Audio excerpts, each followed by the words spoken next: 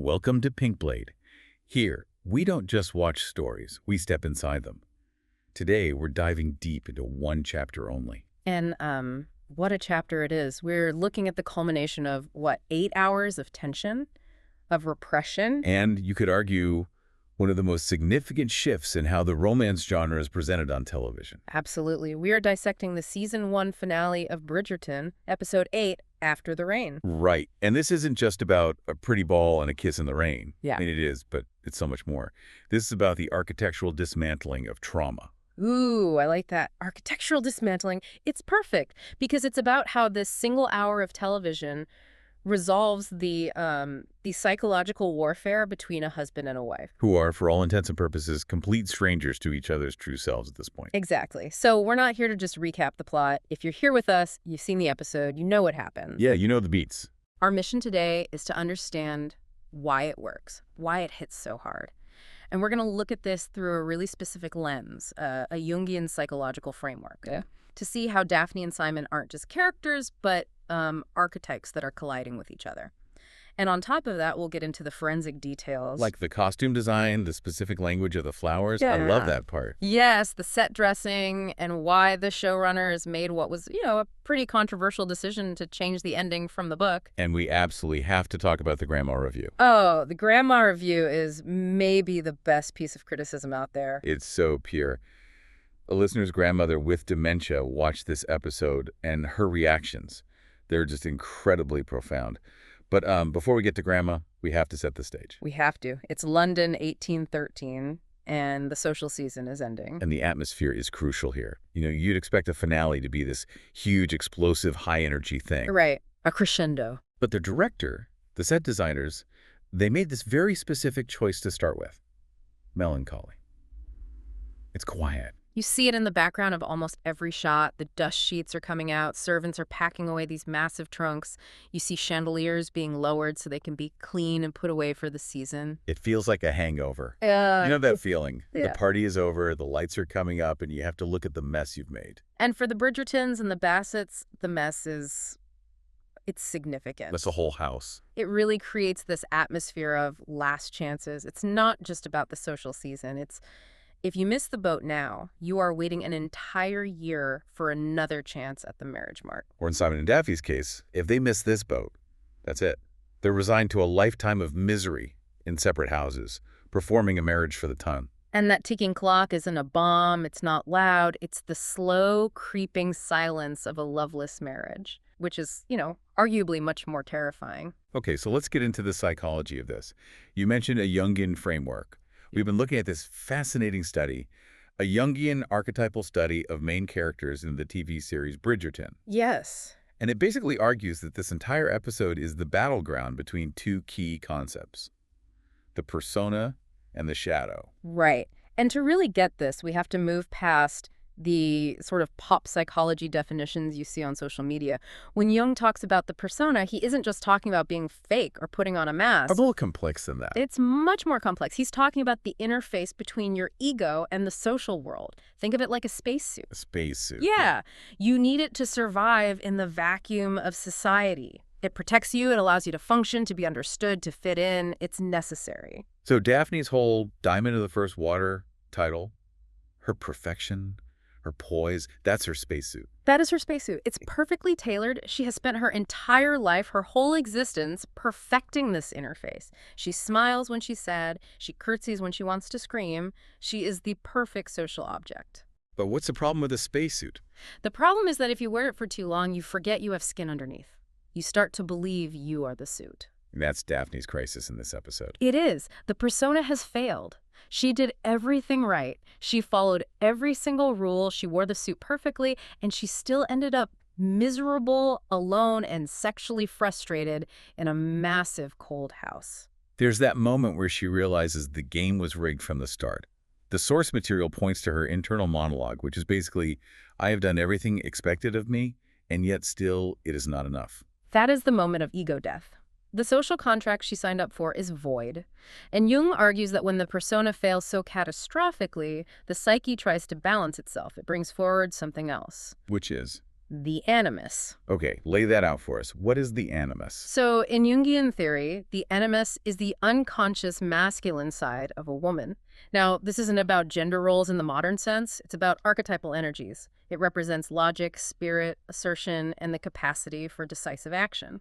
And for the first 7 episodes, Daphne has been the opposite of that. Completely. She's been the anima figure. She is receptive, emotional, the object of desire. She waits for things to happen to her. But in After the Rain, she integrates the animus. She stops waiting to be saved. She stops waiting entirely. Think about it.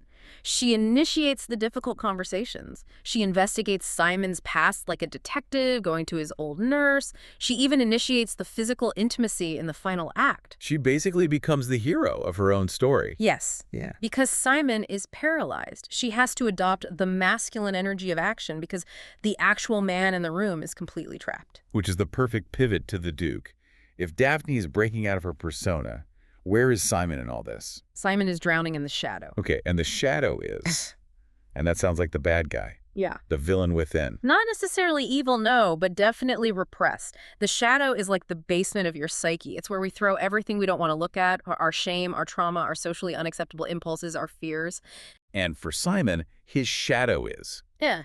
It's just entirely constructed by his father, isn't it? 100%. The stutter, the constant rejection, that deep-seated feeling of worthlessness, his father built that basement, threw him in, and locked the door. So that vow, I will never sire an heir, that's not a rational adult decision. God, no, it's a shadow defense. It's a child lashing out from the basement. He thinks he is making this noble, powerful choice to end a cycle of pain. But really, he is just letting his dead father continue to dictate his entire future from beyond the grave. He's a hero in exile. That's the archetype. He's physically in the room with Daphne. He's the Duke of Hastings. He's at the center of society. But emotionally, he's still trapped in that room with his dying father whispering, "I will never yield." He's not free. You can see this disconnect so clearly, I mean painfully clearly, in the opening scene of the episode, the portrait sitting. Oh, the portrait scene is an absolute masterclass in visual storytelling. It tells you everything you need to know without a single line of honest dialogue. We have Henry Granville, the artist, trying to capture them, and on the surface, it's just... it's a bad date. It's so awkward. But if you apply this Jungian lens, it's actually terrifying. Look at the composition of the shot. Granville is painting the persona. He is literally creating an image of the happy Duke and Duchess. That is the lie they are selling to the ton. But the reality in the room... The reality in the room is pure shadow. It's cold, it's silent, it's hostile. The Lady Geeks review called it an awkward 19th century photo op, which is hilarious, but it's so accurate. It is. It's that feeling when you're having a screaming fight with your partner in the car on the way to a party, and then you have to get out, link arms, and smile at the host. It's that psychic split. It's dissociation. That's what it is. Jung would call it disintegration. They are physically touching. Daphne has her hand on his shoulder, but their eyes are just dead. They are oceans apart. And this scene sets the stakes for the entire episode. The persona is unsustainable. They cannot live in this painting. They have to break the frame. But they can't do it on their own. Left to their own devices, they would just pack up their severed trunks and move to separate estates for the rest of their lives. They're too stuck. They need a push, a catalyst. And that push comes from the mothers. The archetypal great mothers, Violet Bridgerton and Lady Danbury. They are the external forces that crack the shell. Let's talk about Violet first, because up until this point, Violet has been, well, she's been lovely, of course, but she's also part of the system. She's the one who trained Daphne in the art of the persona in the first place. That's true. She's the master of the spacesuit. But here, she pivots completely. Daphne comes to her, defeated, ready to quit. She basically says, he's Mega's choice. I'm done. This is impossible. And Violet doesn't give her a platitude. She doesn't say, oh, it'll be all right, dear. No. She gives her the rawest, most honest truth of the entire series. That speech about the pillow, it gets me every time. I wake up every morning and I touch the pillow where Edmund lay. It's just devastating. But notice what she's doing there, strategically. She validates the pain. She doesn't lie and say love shouldn't hurt. She says the exact opposite. She says, the pain of losing him is the price I pay for the joy of loving him, and I would pay it again and again. She completely recontextualizes suffering. It's not a sign of failure, it's a sign of a life fully lived. She reframes love from a passive feeling that happens to you to an active choice you make every day. She tells Daphne, you must choose to love every single day, and then she delivers the final blow. You are a Bridgerton. There is nothing you cannot do. That is the activation code for Daphne's animus. It's permission to fight. Violet basically tells her, you are strong, now stop crying and go get what is yours. And then on the other side of town, we have Lady Danbury handling Simon. A very different approach, but just as effective. Lady Danbury is the good mother to Simon's bad father archetype. She's the only person in the world who knew him before the mask, before the title. She knew the stuttering boy. She saw his potential when his own father saw only defect. So when she confronts him at the club or later at the ball, she isn't speaking to the Duke of Hastings. Though she's speaking to Simon, to the boy. She strips him down, she calls him out on his pride, she tells him he's going to leave him a lonely, bitter old man rattling around in a big house with nothing but his father's memory for company. And she frames it as his fault. I think that's the key. She stops letting him blame his father. Yes. She says, you are doing this now. You are choosing this misery. It's the tough love he desperately needs to realize that his grand revenge against his father is actually just suicide by loneliness. So the stage is set. The mothers have given their marching orders. The internal psychology of our two leads is at a breaking point. And it all converges on one place. The Hastings ball. Yeah. The last stand. Okay, I want to deep dive into the production design here for a minute. Because the show doesn't just tell you things are changing, it shows you in every frame. Specifically, with the flowers. Oh, the floral language in the show is practically its own subplot. It's incredible. The Lady Geeks Review pointed this out. And once you see it, you can't unsee it. The ballroom is absolutely decked out in two specific things: blue hydrangeas and white roses. Okay, so let's break that down. In the Victorian language of flowers floriography, which was a huge deal at the time, blue hydrangeas are tricky. They can mean heartlessness, which, absolutely fits the central conflict. Right, Simon being heartless. But in a romantic context, especially when they're paired with white flowers, they symbolize deepest apologies and, get this, gratitude for being understood. Gratitude for being understood. That is the entire subtext of the episode right there. It's everything he can't say. And the white roses, that's more straightforward. They represent purity, innocent love, and most importantly, new beginnings. So before a single line of dialogue is even spoken at that ball, the room itself is screaming, I am sorry, please understand me, let's start over. It's a subconscious primer for the audience. The set is telling you what's about to happen. And then on top of that, we get the weather. The titular rain. The rain is such a massive narrative device. We have to look at how it completely disrupts the social order of the scene. I mean, a Regency ball is the most structured, most rigid thing in this entire society. The dances are geometric patterns.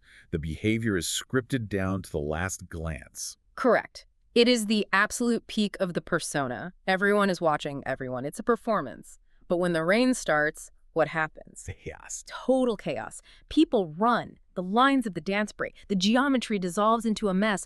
The ton literally disappears. They run for cover. And suddenly, the only thing that matters is the two people left standing in the courtyard. It washes away all the artifice, all the performance. It forces them out of the social space and into an elemental space. You can't lie in a rainstorm. You can't pose for a portrait when you're soaking wet. You just have to be. Which leads us to the monologue. Yeah. I mean, this is the scene. Daphne finally confesses she read his letters to his father. Which is a violation. Let's be clear about that. In any other context, reading someone's private childhood trauma diaries is a huge red flag. A massive one. But narratively, Daphne needed to see the shadow to be able to name it. She had to understand the source of the wound to heal it. And then she delivers this speech that just breaks him and us. I love all of you, even the parts that you believe are too dark and too shameful. Let's just analyze that line for a second. Even the parts you believe are too dark. Simon's entire worldview, his whole identity, is built on the belief that he is fundamentally broken. His father told him he was defective. He believes that if anyone saw the real him, the stuttering boy, they would reject him instantly. So when Daphne says, I see the dark parts, I see the shame, and I love them anyway, she just completely disarms the bomb. She deconstructs his primary defense mechanism in real time. She removes the power of the shadow by bringing it out of the basement and into the light. She essentially tells him he does not need to be perfect to be worthy of love. It's the ultimate act of what, in therapy, they call unconditional positive regard. That's exactly what it is. And there's this beautiful behind-the-scenes detail about filming this moment. Golda Rocheval, who plays Queen Charlotte, mentioned that on the day of filming, the entire cast and crew who weren't in the scene gathered around the monitors just to watch Phoebe Dynevor deliver this speech. They knew it was the moment. They knew. She said they were all so moved. And I think you can feel that energy in the final cut. It doesn't feel like acting. It feels like an exorcism. And it works. He stays. He makes the choice to stay. No. Which leads us to the reconciliation in the bedroom. And we need to talk about this scene not just because it's a sex scene, but because it's a crucial narrative beat. It's completely distinct from all the other intimate scenes in the season. Right. The earlier ones were, frantic, or they were performative for the staff, or they were marred by that huge lack of knowledge and consent on Daphne's part. This one is about individuation. That's the Jungian term for the process of becoming your true whole self. When they come together here, finally, there is no deception. There is no pulling away. He doesn't pull away. And the lighting tells the entire story. The Lady Geek's review pointed out that Hastings' house is usually so cool-toned, all blues and silvers and blacks, it's very cold. But in this scene, it's warm. It's all amber, gold, candlelight. The review says it's the warmest it's ever been. And that visual warmth signifies emotional safety. It signifies the hearth. It's telling the viewer that this house is no longer a mausoleum for Simon's dead father. It is now a home for his new family. This is where I have to bring in the grandma review. It's just too perfect. The Reddit user watching with their grandmother who has dementia. Her reaction to this scene was so visceral, she apparently shouted at the screen, "Oh yes, he kissed her." It just speaks to the universality of the storytelling, doesn't it? Even if the intricate details of the plot fade away, the emotional resolution is so clear, so physically demonstrated that it just lands. It's pure emotional language. And then later in the epilogue, when Simon is holding the baby, the grandmother just said, "I guess that's the father, right?" He's smiling. He's smiling. It's such a simple observation, but it hits the nail right on the head. We have watched Simon for 8 hours, and he has smirked, he has glared, he has fake smiled for the ton, but he has so rarely smiled with genuine, unburdened joy. That smile is the physical evidence of the shadow receding. Okay, I want to pivot back to the technical side for a moment. We talk about the rain and the flowers, but we have to discuss the costumes. Ellen Mirojnick, the designer, did something really clever with the silhouettes in this episode. She absolutely did. I mean, the scale of that production is just absurd. They had 7,500 individual costume pieces for the first season. 7,500, wow. But for this episode, and specifically the ball, she said her focus was on one word: fluidity. The Empire line is the standard look for this era, right? That high waist just under the bust. Yes, that's the core Regency silhouette. It's very Napoleon and Josephine. But often, those dresses can be quite stiff, very structural, made of heavy silks or brocades. For the Hastings ball, Mirojnick specifically used fabrics that had movement and life. She said she wanted to highlight the beauty of the bosom and the body underneath. Why that choice for this specific scene? Because the costumes had to facilitate the rain scene. Imagine if Daphne was wearing a heavy, stiff, structured gown in that downpour. It would look heavy, soggy, and kind of ridiculous. It would weigh her down. Exactly. By using light, fluid muslins and silks, when the rain hits, the fabric clings. It becomes like a second skin. It highlights her vulnerability and the real human form underneath all that social armor she's been wearing. And Simon's look. He's always stood out from the other men. Simon is designed to look like a romantic hero from a different, darker novel. His collar, for instance, is significantly taller than anyone else's. Mirojnick said it was designed to couch his neck and jawline. It's very vampire, very Byronic hero. It's dramatic. It creates a visual barrier. It's like he's protecting his throat, his voice. And unlike the Bridgerton men, who are always perfectly buttoned up with these complex cravats, Simon's shirts are often left open at the neck. He shows skin. It signals that he breaks the rules. He's not one of them. And his fabrics, velvet waistcoats, rich brocades that she said could have been found in India, China, or Morocco. He absorbs light, making him look deeper and darker than the pastel world he's moving through. He is visually distinct. Speaking of breaking rules, we have to talk about the rushed ending debate. Because not everyone was perfectly happy with how quickly Simon changed his mind after that speech. This is the big book versus show controversy for this season, for sure. In the book, the reconciliation happens very differently. Right. In the book, there isn't a big emotional speech. Instead, Daphne goes riding, she ignores a warning about a storm, and she puts herself in real physical danger. Exactly. It's a physical crisis. Simon finds her, realizes she could have died, and the sheer abject terror of losing her to death is what snaps him out of his stubbornness. It's a very primal, adrenaline-fueled realization. That classic I can't live without her moment. Yes. But the showrunners, Chris Van Dusen and the team, they cut that entire sequence. They replaced the physical accident with the emotional confrontation in the rain. Why do you think they made that change? It's a big one. I think it's because the show is more interested in emotional and intellectual agency than the book was in that moment. If Simon changes his mind just because Daphne almost dies, he's reacting to fate. He's reacting to an external event that happens to him. He's still being passive, in a way. Right. But in the show, he has to stand there and listen to her argument. He has to process her acceptance of his darkness, and he has to make a conscious cognitive choice to let go of his vow. He has to choose her and choose a new future with his mind and his heart. So it's a more mature resolution, I think. More earned. It is. It's definitely harder to film because watching someone think is less visually exciting than watching a horse crash in a storm, but that's why the rain is there, to provide all the external visual drama while the real internal work is happening. We also have to mention the other massive reveal in this episode, the one that had everyone talking. Lady Whistledown. And the yellow dress. The yellow dress clue was there all along. We find out it's Penelope Featherington. Now, for show-only watchers, this was a huge shock.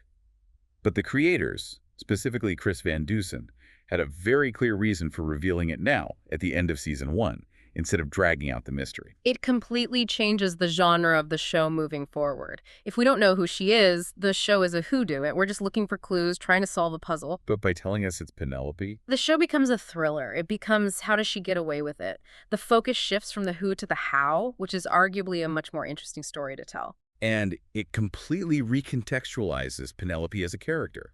We see her in that carriage, lifting the hood, with this look of grim satisfaction on her face. She isn't the sad, overlooked wallflower anymore. No. In that moment, she's the most powerful woman in London.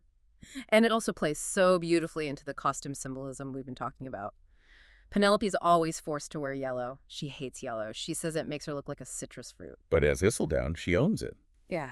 The yellow becomes this brilliant disguise that works precisely because everyone underestimates the quiet girl in the unflattering dress. It's her superpower, her invisibility cloak. Okay, let's wrap all of this up with the thematic resolution. We Yeah. talked about the baby. Baby A, August, Augie. Beyond just being an adorable baby and, following the Bridgerton alphabetical naming tradition, what does this child represent for Simon in the context of everything we've discussed? In our Jungian framework, the baby is the symbol of the self, the capital S self. The self is the unification of the conscious and the unconscious. It is the end result of successfully integrating your shadow and your anima or animus. So the baby is the physical, living proof that Simon is finally whole. Yes. And Daphne says the line that is the thesis statement for the entire season. This child will never question if they are loved, because you, Simon, are not your father. That's it. That's the whole story. That's the whole story. The baby represents a new legacy. Simon isn't just a survivor of his father's trauma anymore. He is a father himself, and he gets to redefine that role from scratch. It's about breaking the cycle. And that is the question the episode leaves us with, really. Can we break the cycles of our parents? Simon proves that it's possible, but then we see Anthony in the subplot going the complete other way. Right. Anthony gets his heart broken by Sienna, the opera singer, and he just decides to shut down his emotions completely. He says it out loud. I am removing love from the equation. So while Simon is actively breaking his family's cycle of lovelessness and abuse, Anthony is willingly stepping right into his own cycle of duty over feeling. It's a brilliant and kind of tragic juxtaposition. One door opens for Simon and Daphne, and another one slams shut for Anthony. And that's why this finale is so satisfying and so smart. It gives us the happy ever after, the HEA that the romance genre demands for its main couple, but it leaves enough broken pieces on the floor to justify a whole new story. It's the difference between a fairy tale and a real drama, isn't it? Yeah. A fairy tale ends at the wedding.